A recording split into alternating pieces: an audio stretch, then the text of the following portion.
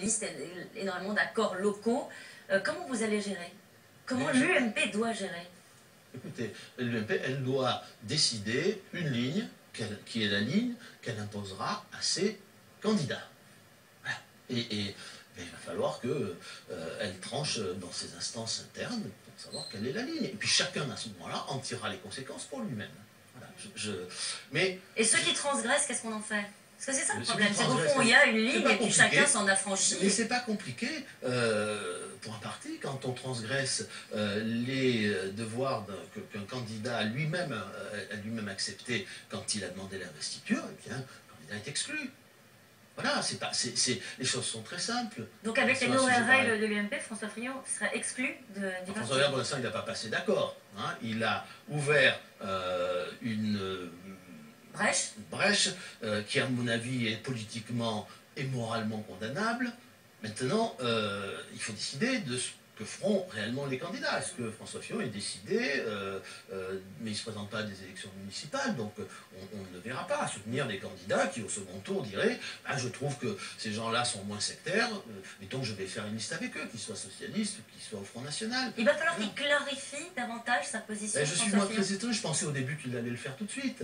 Et puis en réalité, il n'a rien clarifié du tout. Donc voilà, mais... Je voudrais vous soumettre une phrase, elle est signée Jean-Louis Borloo. Il dit « L'UMP comme incarnation de la droite et du centre est morte cette semaine ».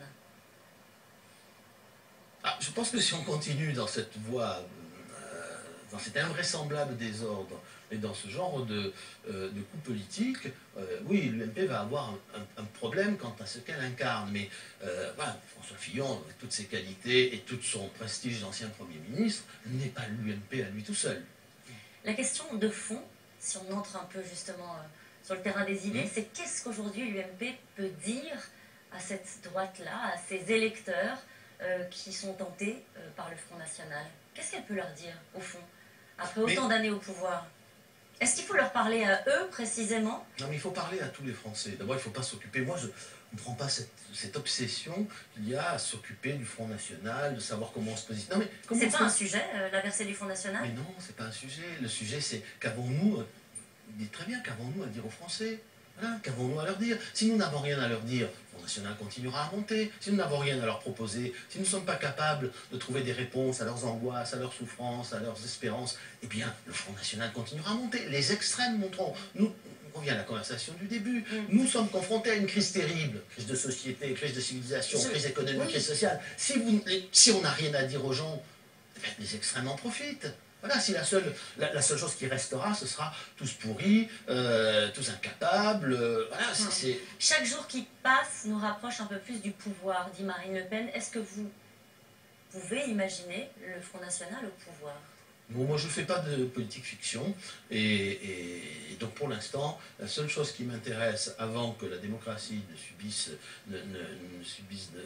connaisse des catastrophes à venir, qui peuvent être frontières, mais qui peuvent être bien pires, personne ne sait. Je veux dire, la démocratie a déjà cédé dans le passé, dans l'histoire, devant des crises trop violentes auxquelles les dirigeants politiques, les responsables économiques, sociaux, ne répondaient pas. Donc, faisons bien attention.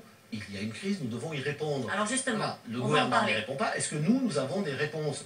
Bon, ces réponses peuvent faire l'objet de débats. Pour l'instant, la droite n'apparaît pas comme une alternative crédible, mais on va en parler du fond, et on va parler notamment... J'en suis bien conscient. D'économie, si vous le voulez bien. Le budget, l'exercice tourne au casse-tête, comme vous le savez, pour le gouvernement, entre les contraintes de réduction du déficit imposées par Bruxelles, la nécessité de ne pas casser le tout début de reprise et l'urgence de ménager le pouvoir d'achat des Français. Les arbitrages définitifs seront connus en début de semaine, mais le gouvernement affiche déjà sa priorité, épargner les entreprises. Reportage Barbara Steck et Pierre Dehorne.